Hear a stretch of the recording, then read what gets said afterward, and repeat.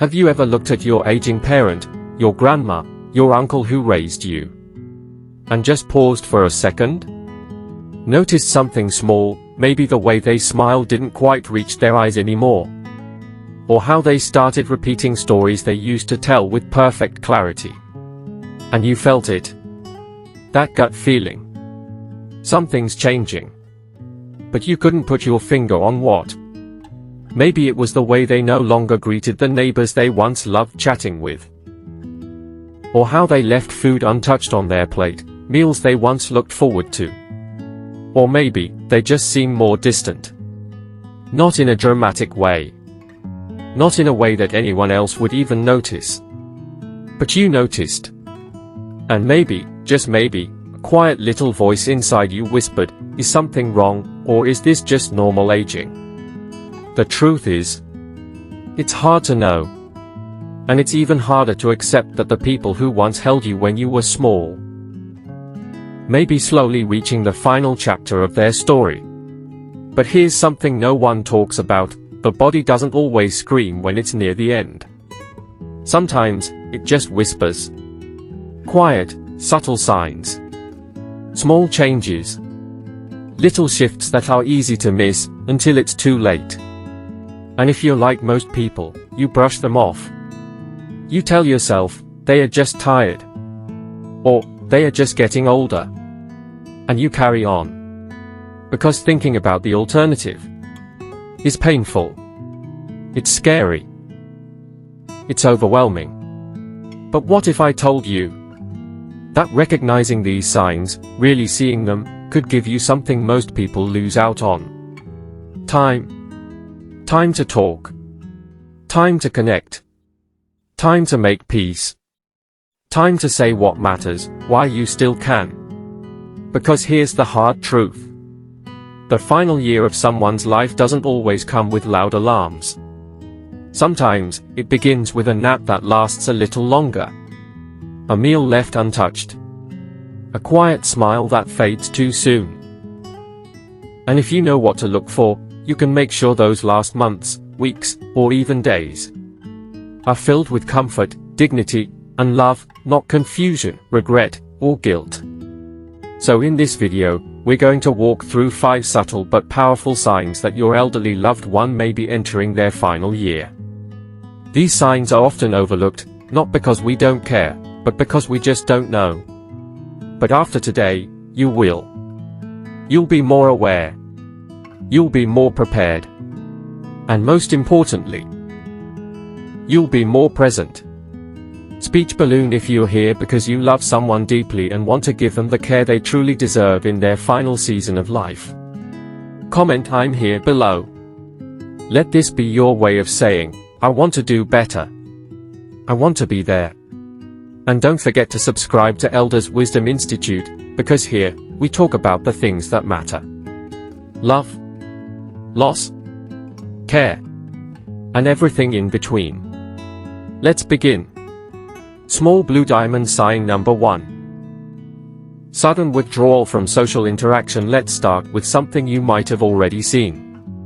Your elderly parent or grandparent, someone who used to be social, active, connected, suddenly stops showing interest in being around others. Maybe your dad used to play cards every Thursday, and now, week after week, is sitting at home by himself. You ask him if he's okay, and he tells you he's just tired, or not in the mood. At first, that sounds reasonable, right? Everyone has off days. But then it keeps happening. No more phone calls to friends. No more sitting on the porch waving to neighbors. No interest in visits, birthdays, or even family dinners.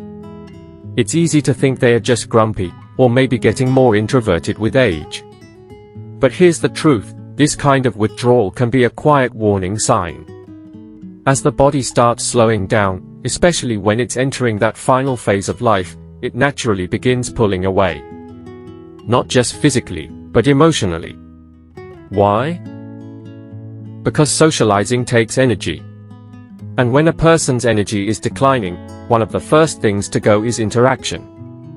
There could also be early cognitive changes, like confusion, memory gaps, or emotional shifts, that make social situations feel overwhelming. And sometimes, people nearing the end of life just feel different inside. They may not know how to explain it, but something's shifting. So instead of forcing them to go out or be around others, what helps most is quiet support. You don't need to organize big events or drag them out of the house. Just show up. Sit with them. Talk if they want to. Let the silence happen if they don't. Your presence matters more than the activity.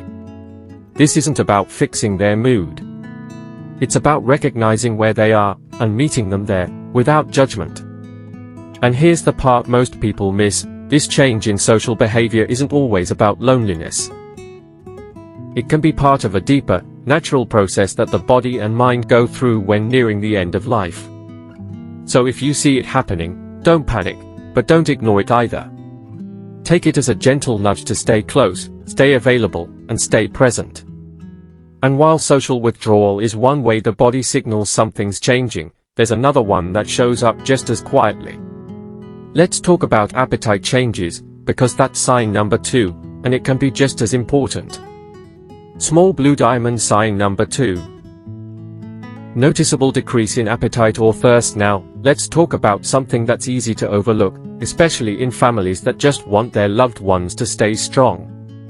You notice your grandmother, the same woman who used to fill the whole house with the smell of homemade soup, suddenly barely touches her plate. You bring her favorite, maybe her warm chicken broth, or that dessert she always loved, and she only takes a few bites. Or none at all. You think, maybe she's not hungry today. But then it happens again tomorrow. And the next day. Now she's skipping meals. Sipping only a little water here and there. And you're starting to wonder. Is something wrong? This is where most people get concerned, and rightfully so. It's natural to feel alarmed when someone stops eating. But here's what many don't realize: as the body enters its final stage, whether that's months away or weeks, its need for food and fluids actually changes. Energy demands drop significantly. The digestive system becomes slower, less active, and less efficient. Organs start to conserve energy. So eating, something that once brought comfort or joy, can suddenly feel like a chore. It might cause bloating, discomfort, or even nausea. And this isn't always about the food itself. It's about how the body is responding to it. But what do most families do when they see this? They panic. They push. They plead, "Come on, just eat a little. You need to keep your strength up. You'll feel better if you eat something." And I get it. You want them to stay with you. You think that food equals life. Because for most of our lives, it does. But in these later stages, it's different. Pushing food can actually make things worse. It can cause distress, discomfort, or even guilt if they feel they're letting you down. So instead of focusing on meals, focus on moments. If they're open to it, offer small, gentle options: a spoonful of soft pudding, a bit of mashed fruit, sips of warm broth, or a smoothie they enjoy. Not because it'll bring their strength back, but because it brings them comfort. And hydration? That changes too. As the body prepares for end of life, the feeling of thirst may naturally fade. The body knows what it's doing. And your role isn't to override that process, but to support it gently. Moisten their lips. Offer ice chips or a favorite herbal tea in small sips. It's not about volume, it's about care. Here's the key takeaway. Don't measure love by how much they eat. Measure it by how gently you respond to their needs. And remember, this isn't giving up. It's tuning in. You're meeting them exactly where they are, and that's one of the most powerful things you can do. But food and drink aren't the only things that shift. There's another sign that shows up just as quietly, and it's often misunderstood. Let's move into sign number 3, a deep and unusual fatigue. Small blue diamond sign number 3. Unexplained, persistent fatigue. Let's talk about something that's easy to miss, or easy to excuse, because on the surface, it doesn't seem too serious. Fatigue. You walk into the living room and find your grandpa dozing off in his chair, again. It's only 10 a.m. He just had breakfast. You gently call his name, and he opens his eyes, chuckles, and says, "Just resting my eyes." You smile. Because it's a line you've heard 100 times. But then you realize, he was napping before lunch, again after lunch, again mid-afternoon, and still wants to go to bed early. And this is someone who used to be up with the sun. Who'd walk to the corner store, fix things in the garage, call you just to chat. Now, it's different. It's not laziness. It's not just getting older. It's a change. Here's what you need to know: in the final stage of life, persistent fatigue is more than just feeling tired. It's the body beginning to slow everything down. Internally, the systems that used to work hard, digestion, circulation, even brain activity, start reducing their workload. The body begins conserving energy for essential functions. This kind of fatigue isn't something a nap or a cup of coffee will fix. And that's what makes it so hard for families. We think, maybe if they get more rest, they'll bounce back. Or, let's wait until they are feeling stronger next week. But sometimes, that energy isn't coming back. Not because they are sick with a cold or recovering from a rough night's sleep, but because their body is quietly preparing. It's winding down. Still, this is where many people try to push routines. Let's take a walk. Come sit outside for a bit. Try to stay awake during the day so you can sleep better tonight. And while those ideas come from love, they can backfire. They create stress. They may even lead to confusion or discomfort. So what's the better way? Allow the rest.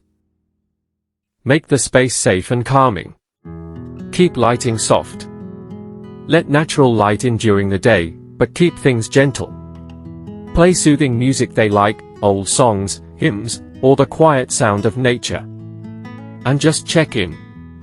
Not to wake them up, but to be sure they feel safe. Sometimes, you'll notice they don't even want to talk much. That's okay, too.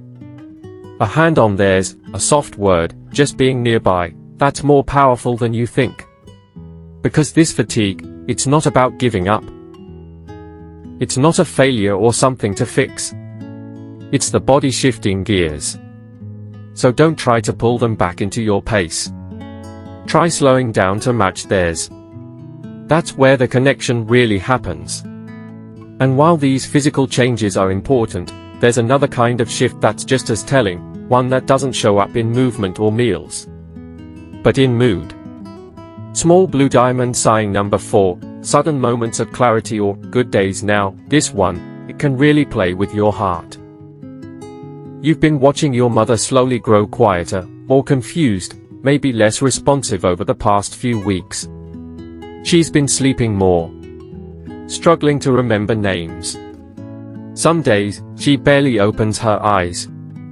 And then, out of nowhere, she wakes up one morning and greets you with a smile. A real smile. Her voice sounds stronger. She's asking questions again, talking about old memories, even making jokes. You catch yourself thinking, she's back. She's turning the corner. Maybe this was all just a rough patch. She even eats a full meal. Tells a story she hasn't spoken about in years. And for a fleeting moment, it feels like things are getting better. You want to believe it. Because it feels so real. It feels like hope. But here's something few people talk about. In some cases, this sudden burst of clarity or energy is what's known in palliative care as a rally. It's a mysterious, short-lived return of mental sharpness or physical strength. And it often happens in the days, or even hours, before death. Why? Well, science doesn't fully understand it. Some believe it's a temporary surge of energy from the brain or body as systems begin shutting down. Others view it as something deeper, emotional, spiritual, even a final goodbye. Whatever the reason, it's important to recognize it for what it is, a gift. A moment. Not necessarily a recovery.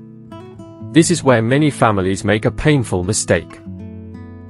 They see this clarity and assume things are improving. They delay tough conversations.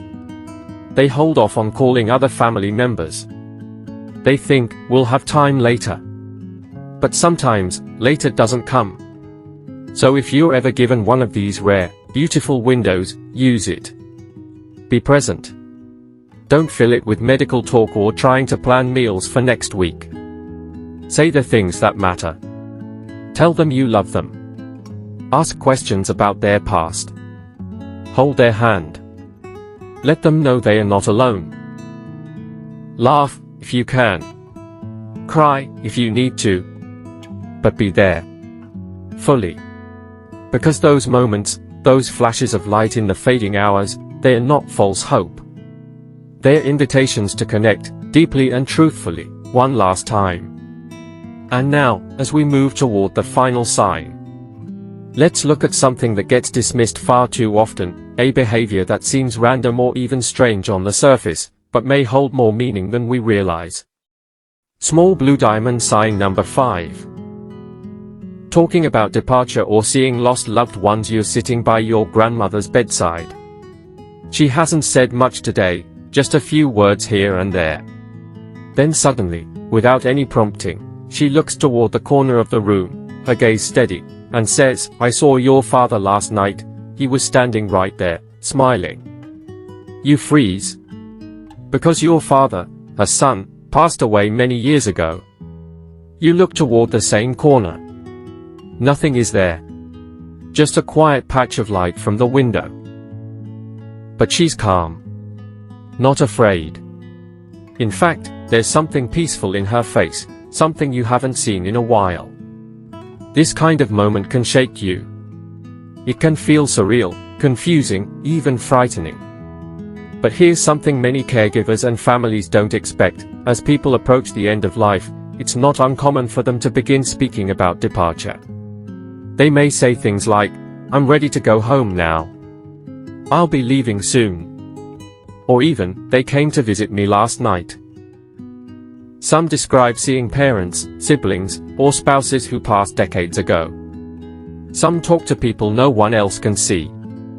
Others may simply become preoccupied with packing, traveling, or getting things in order, metaphors for letting go. And while modern medicine may label these experiences as hallucinations or brain activity changes, many caregivers, spiritual leaders, and even hospice nurses have seen these moments enough to know something deeper may be happening. Maybe it's the brain preparing itself for transition. Maybe it's the spirit making peace. Maybe it's both. What matters most is this: these experiences often bring comfort, not fear, to the person having them. They are not signs of losing touch. They are signs of reconnecting with something beyond our understanding. Now here's where families often struggle. We want to correct them. We say, "No, Mom, Dad's not here." We try to pull them back into our reality, when in truth, they might already have one foot in another. But here's what helps more than anything: don't argue. Don't dismiss. Just listen. Let them speak. Let them describe who they see, what they feel, what they are thinking. Hold their hand. Nod gently. Say, "That sounds nice." Or, "Tell me more." Even if you don't understand it, trust that they do. These moments are sacred. They are not to be explained, they are to be respected. And often, they bring a sense of peace. Not just to the one speaking, but to those listening, too. So if your loved one starts talking about people long gone, if they speak of a journey, or a visit, or even say goodbye, don't panic. Take a breath. Stay close. And let them guide you through what might be one of the most meaningful conversations of their life. Because these moments, like all the signs we've shared, aren't meant to scare you. They are meant to prepare you, to open your heart, to help you love more deeply, more presently, and with more tenderness than ever before. Let's pause for just a moment. Take a deep breath in. And as we let it out, let's reflect on what all of this really means, not just for them, but for you. Because this journey, it's not just about endings. It's about honoring life, even in its final chapter. Small blue diamond sign number 6, restlessness, repetitive movements, or searching behavior, 11 to 1 p.m. You walk into the room and find your elderly loved one sitting upright, pulling gently at the sheets. Or maybe they are reaching toward the air, as if trying to grab something invisible. Sometimes, they may even try to get out of bed suddenly, insisting they need to go home, even though they are already there. You might say, "What are you doing? Lie down, you need to rest." And they might look confused, or determined, or just keep on moving. This kind of restlessness catches many families off guard. They think, are they in pain? Are they uncomfortable? Why won't they settle? But here's what you should know. As the body begins to wind down, the mind may become unsettled. It's part of the natural process. This movement, this fidgeting, this reaching, this searching, it can reflect an inner transition. Some describe it as the spirit beginning to pack or prepare. Others believe it's the mind trying to resolve unfinished business. Or it may simply be the body responding to subtle chemical shifts in the brain during the final phase of life. There's no single explanation. But what we do know is this: it's rarely random.